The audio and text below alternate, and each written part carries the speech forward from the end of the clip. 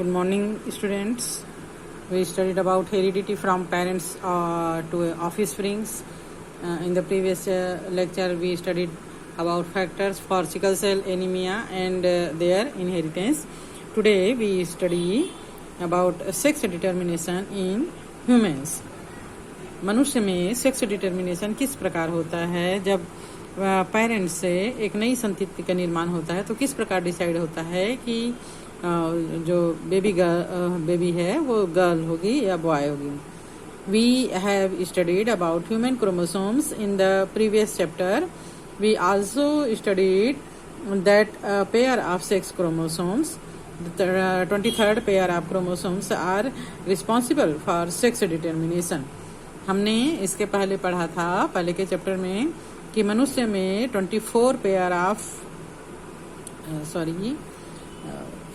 46 chromosomes यानी 23 pair of chromosomes होते हैं, जिनमें से 22 पेयर्स ऑफ क्रोमोसोम्स ऑटोसोमल होते हैं, बॉडी के विभिन्न पार्ट को बनाते हैं, और 23rd पेयर ऑफ क्रोमोसोम्स जो है वो सेक्स डिटर्मिनेशन के लिए होता है, सेक्स को डिटरमाइन करता है. Female carries homozygous pair XX, while male have a heterozygous one X and Y being shorter and X has shorter than X. Okay. Male में जो है वो X और Y क्रोमोसोम्स होता है. 23rd पेयर जो है वो जिसमें से Y का जो आकार है, शेप है, वो X से छोटा होता है. और फीमेल में दोनों क्रोमोसोम्स 23 पेयर का दोनों क्रोमोसोम्स XX जो है वो इक्वल साइज के होते हैं. Gametes as we know carry only one set haploids of a pair of set of chromosomes, and after the fusion of male and female gametes, the zygote so formed contain a diploid pair of chromosomes. जब mail या female के अंदर gametes बनते हैं, ovum and sperm, तो इसमें केवल only one chromosomes होता है. या जैसे फीमेल है तो सभी ओवम में XX क्रोमोसोम ओनली वन होगा, और मेल है तो स्पर्म में या तो X होगा या Y होगा. और जब इनमें फ्यूजन होता है तब ये जो है वो क्रोमोसोम्स का पेयर बना लेते हैं. अगर X वाला स्पर्म X वाले ओवम से मिला तो XX हो जाता है, और Y वाला स्पर्म X वाले ओवम से मिलता है तो XY जाइगोट फॉर्मेशन होता है. The sex of child formed from this zygote depends on whether it has a pair of XX chromosomes or XY chromosomes in the 23rd pair. तो इस प्रकार जो चाइल्ड है उसमें जो 23 पेयर्स है जो कि गैमेट्स के मिलने से बना है, वह XX होगा तो फीमेल चाइल्ड होगा, और XY होगा तो मेल चाइल्ड होता है. See the figure like this. Male has XY chromosomes and female has XX chromosomes. Sperm has two types of sperm. There are X chromosomes और Y chromosomes. यहाँ पर mail में XY क्रोमोसोम होता है और female में XX क्रोमोसोम होता है. तो जो स्पर्म होता है वो दो प्रकार का बनेगा, X क्रोमोसोम्स वाला और Y क्रोमोसोम्स वाला, जबकि फीमेल में सभी जो ओवम होते हैं वो XX वाले बनते हैं. अब यहाँ पर X वाला स्पर्म X वाले ओवम से मिलता है तब बनता है XX, यानी ये क्या होगी, फीमेल होगी, है ना. इसी प्रकार ये X जो क्रोमोसोम्स है दूसरे ओवम से फर्टिलाइज करेगा XX, तो भी ये फीमेल होगी. अब Y वाला जो स्पर्म है वो X वाले क्रोमोसोम से मिलेगा तो बन जाएगा XY, तब ये चाइल्ड जो है वो मेल होगा. ये Y वाला ओवम स्पर्म पुनः यहाँ पर X वाले ओवम से मिलेगा तो बनेगा XY, तब ये मेल ऑफस्प्रिंग्स बनेगा. तो what do you think are the probability of each of the 4 condition XX, XY, XX and XX? तो XY, XY and XX, XX. तो ये जो 4 ऑफस्प्रिंग्स बने हैं उसके बारे में आप क्या प्रोबेबिलिटी क्या होगी कि 50% जो है वो फीमेल बनेगा और 50% जो है वो मेल चाइल्ड बनता है. What do you think in the probability of having a female child? We can understand from the figure that the probability of having a male or a female child is 50% each, है ना. यहाँ पर 50% female और 50% male child बनने का probability होती है. Thus having a male or a female child is just one out of two chances. None of the parents are responsible for the same. The human male carries the Y chromosome, so to have a male child, a human male might have some role. Do you agree with this statement? Why or why not?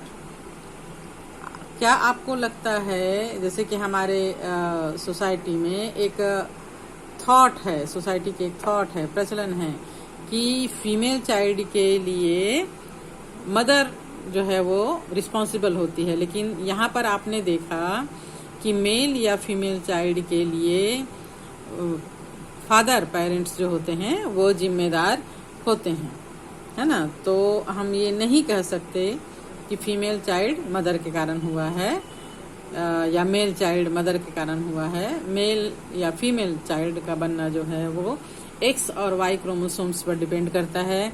यहाँ पर यह भी probability नहीं होती है कि किसी भी पेरेंट्स के 50% चाइल्ड मेल और 50% चाइल्ड फीमेल ही होंगे.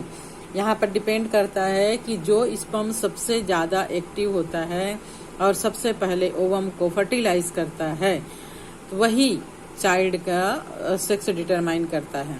अगर एक्स वाले स्पर्म ने पहले ओवम को फर्टिलाइज कर दिया, then X plus X X X यानी फीमेल होगा, और वाई वाले स्पर्म ने पहले ओवम को फर्टिलाइज किया तो X Y then male offsprings होता है. तो factor to genes. Mendel's contribution to heredity formed the basis of our knowledge of the same.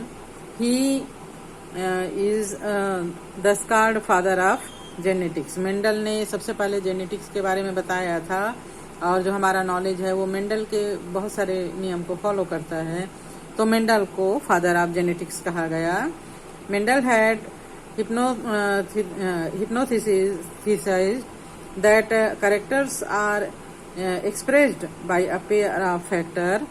Nearly 60 years after Mendel's finding in the year 1920, certain scientists working on the chromosomes of locusts showed that Mendelian factors were located on chromosomes, and only one chromosomes of a pair of parental chromosomes passes to the offsprings. Mendel ने भी यही बताया था कि कारकों का दो जोड़ा होता है. चूंकि मेंडल के समय जीन्स और क्रोमोसोम्स के स्ट्रक्चर के बारे में डीपली स्टडी नहीं हुआ था, तो मेंडल ने अपने फैक्टर को जो उसको फैक्टर नाम दिया था जो पेरेंट्स से ऑफस्प्रिंग में जाता है, वो प्रत्येक गुणों को वहन करने वाला, कैरेक्टर को कैरी करने वाला जो जीन्स होता है, वो कारक जो होता है वो जोड़े के रूप में होता है, और इनमें से केवल एक ही ऑफ स्प्रिंग में जाता है, जैसे कि अभी ह्यूमन बींग्स में हमने पढ़ा है ना. तो इसी प्रकार सटन नामक वैज्ञानिक ने 1920 में जब खोज किया तो उन्होंने भी ये बताया कि प्रत्येक कैरेक्टर को कैरी करने वाला क्रोमोसोम्स का जोड़ा होता है, दो होता है, ये दो की संख्या में यानी पेयर में होता है, और इनमें से केवल एक ही ऑफ स्प्रिंग में जाता है. If we consider Mendel's purple and white colored flower of pea plant, we find that there was an interesting intermixing of characters. It was found that they are located on different chromosomes of a pair representing the color, and there is no suffering of characters. तो इस प्रकार Mendel को बैगनी और सफ़ेद फूल के बीच में कोई अवस्था नज़र नहीं आई थी, क्योंकि बैगनी और सफ़ेद रंग के कारक अलग अलग गुणसूत्र पर पाए जाते हैं, इसलिए मिला जुला स्वरूप बनने की संभावना कम से कम होती है। Mendel's factor later come to known as genes. अच्छा, बताया कि हमने अभी आपको बताया था कि मेंडल के समय जीन्स की खोज नहीं हुई थी, बाद में इन फैक्टर्स को क्रोमोसोम्स में स्थित जीन्स के नाम से पहचाना गया। Genes were considered as the unit of heredity. We also came to know later that experience of purple flower colored of peas is due to a single genes। तो इस प्रकार जब जीन्स की संरचना के बारे में पता चला तो हमने ये भी देखा कि जीन्स ही वंशागति के लिए उत्तरदायी इकाइयां हैं और एक जीन्स में जो ये कलर का फैक्टर जो होता है वो एक ही जीन्स रंगों को निर्धारित करने वाला होता है, डिसाइड करने वाला होता है। But what are genes? As research in the area extended further in the genetics material DNA dehydroxyribonucleic acids was discovered, we came to know that gene was the part of DNA that carried information for the formation of proteins. When even a single gene is disturbed, the whole group of genes changes and a new combination is formed. Offspring with such a group of genes contain a new genetic combination। तो jeans क्या होते हैं, किस प्रकार कार्य करते हैं, इसके लिए रिसर्च जैसे जैसे आगे बढ़ा तो ये पाया गया कि जीन्स जो है वो आनुवांशिक पदार्थ की इकाई होती है और ये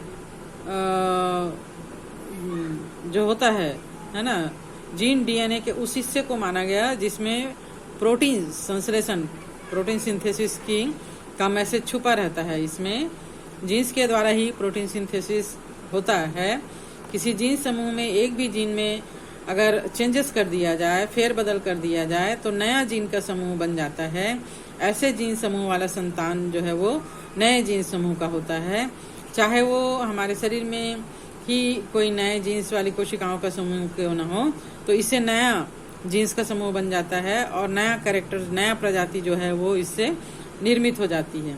इसके आधार पर प्रजातियों की परिभाषा, आनुवांशिक प्रजातियों की अवधारणा जेनेटिक स्पीसीज कॉन्सेप्ट के अंतर्गत इसको समझाया गया। Concept of species on the basis of formation of new genetics combination is often referred to as genetic species concept.